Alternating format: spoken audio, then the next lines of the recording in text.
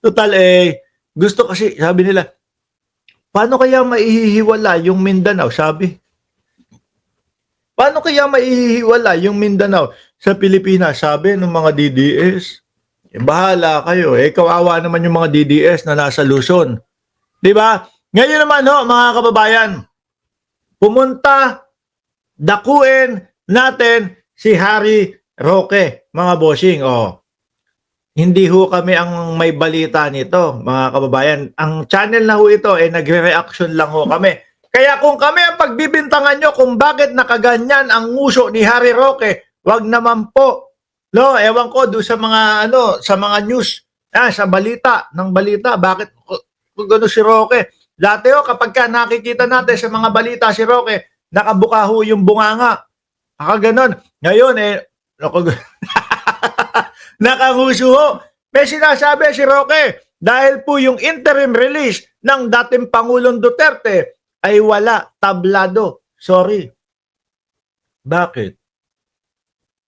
Yung Vice Presidente, may nalalaman pa kasi pa jailbreak yung mga senador natin, kahit alam nila na wala namang mangyayari doon sa paboto-boto nila na bring him home o paboto-boto nila na house arrest kay dating Pangulong Duterte, mga nakikialam po Ngayon, ano iisipin ng ICC? Nako, masyadong malakas pa ang puwersa ni Duterte.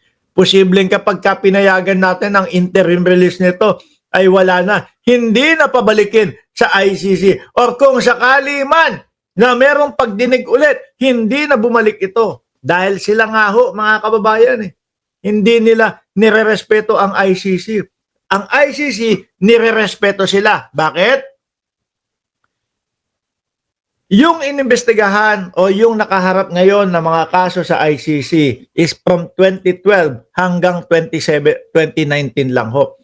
Nung panahon na kumalas na ang dating Pangulong Duterte sa ICC, ikinalas, tinanggal ang Pilipinas sa ICC, hindi na ho umabot doon. Yung 2019 pataas, hindi na ho iniimbestigahan yon. Baka mas madami pa doon. 'Di ba?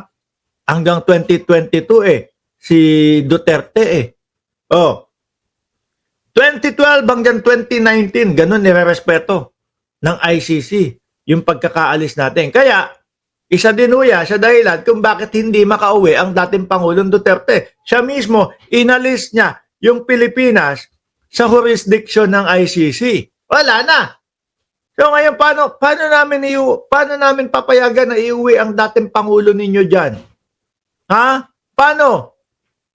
Kung hindi naman kayo kasapi na ng ICC, aray ko po. Si Duterte din pala ang may dahilan kung bakit hindi siya makauwi.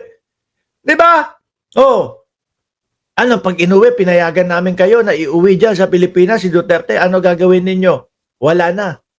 Ang gagawin ninyo lugi na sa inyo yung mga biktima. Yung senador nyo pa nga lang Tignan nyo nga todo-todo na yung pagpapakita ng suporta kay Duterte. Di pag pinalaya namin at linitis dyan sa Pilipinas si Duterte, tiyari na, kawawa na, bias na. Di ba? Yung mga senador natin na mga pro-Duterte, mahihina din ang mga kukote, mga bossing. Hindi na lang sila nagtago sa yung tipo ba, ay naku po, pagka kay Duterte, kapag ka siya pagka siya ay ganito,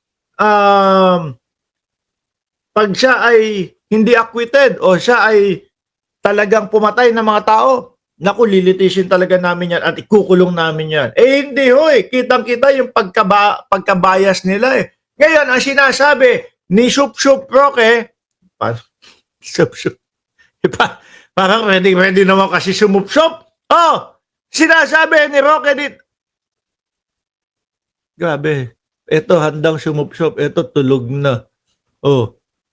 Sabi dito, mga kababayan, labag ito sa kanyang karapatang pangtao. Sabi mo yan sa ICC, Roque. Sabi mo sa ICC, nako, kakagiganyan mo. Baka yung asylum na hinihingi mo bigla nang ma-dismiss. Baka hindi payagan lalo, kakalaban mo. Roque dismayado sa pagbasura ng interim release ni FPRRD. Ako hindi ako naniniwala na buo pa ang pagsuporta nitong si Harry Roque sa mga Duterte. Bakit to, mga kababayan?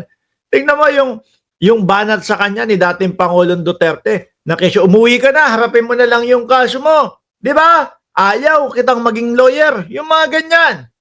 Oh, masakit ho yan ha. Kaya lang, hindi pwedeng bumitaw si Roque sa pagsuporta sa mga Duterte. Bakit po? Simple lang. Kasi yun yung idinahilan nila sa idinahilan niya sa Netherlands kung bakit siya nandoon. Dahil daw po sa sobra-sobra at labis niyang pagsuporta sa mga Duterte, kaya daw po mga kababayan, siya ay ginigipit ng gobyerno ng Pilipinas. Hindi niya sinabi yung totoo na may hinahanap sa kanyang dokumento ang Kongreso kung bakit siya nagtago at hindi niya maipakita dahil baka sumablay siya.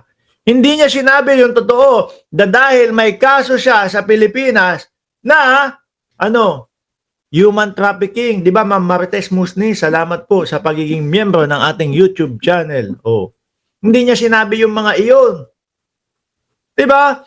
Ang lagi niyang sinasabi doon sa Netherlands is dahil po sa sobrang suporta ko sa mga Duterte, ayan po, ginigipit ako ng gobyerno ni Bongbong Marcos. Kaso, hindi naman po papayag ang Netherlands na yung sinasabi lang ni Roque ang kanilang papaniwalaan. Hindi ho. Magtatanong pa din ho yan, mga kababayan sa bayang Pilipinas. Oy, bakit ba ganito si Roque, ganito humihingi ng asylum? May pag-uusap pa din ho yan. Siyempre, papaliwanag, kagaya nga nung nawala na secretary ng DOJ. Nawala kasi inano na siya, inilagay na siya sa bilang ombudsman. Sabi nga nun, ipapaliwanag natin sa ICC kung ano talaga ang dahilan bakit tumakas ng Pilipinas si Roque. O, diyari na ho. Tapos makikita yung Kongreso, mapapanood yung Kongreso, mga kababayan. Na, uy, talaga palang may hearing si Roque doon sa Congress nila. At nangako na ipapakita yung mga dokumento. Tapos mapapanood yung mga news sa Pilipinas. Naku, eto pala, link pala talaga si Roque doon sa Pogo. From Cassandra Leong, tinulungan niya pa inasistihan niya pa, nag-lawyer pa siya kay Cassandra Leong para doon sa mga bagay na yun. Na sangkot sa Pogo. Tapos makita doon sa loob ng Pogo yung mga dokumento, mga bank accounts ni Roque. Di ba? Kaya hindi masasabi ni Roque na siya ay hindi sangkot sa Pogo.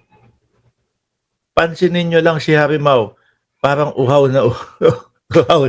Uhaw na uhaw. Kaya ho, mga kababayan, kahit na itinatapon na siya, wala nang pakialam sa kanya, ang mga DDS, ang mga Duterte, ay pilit pa din niya, mga bossing si RR Walk Vlog, nandyan na, pilit pa din niya isinisingit ang kanyang sarili dahil po yun yung ibinalandra niya sa Netherlands na dahilan niya kung bakit siya humihingi ng asylum. Hindi pwedeng maiba yun. Pag naiba yun, hindi naman pala totoo. Ayan, tingnan mo, kalaban mo ngayon ang mga Duterte. Tingnan mo, ikaw ay tinatakwil. Isa pa yun, di ba? Makikita ng Netherlands. Naku, tinatakwil. Tingnan mo, ayaw nga siyang maging ayaw siyang maging abogado ng mga Duterte. Yari na. Di ba, Ma'am Aba? Ano yan? Pusit ba yung pinapakita mo dyan? Ngayon, labag sa karapatang pantao? Hindi.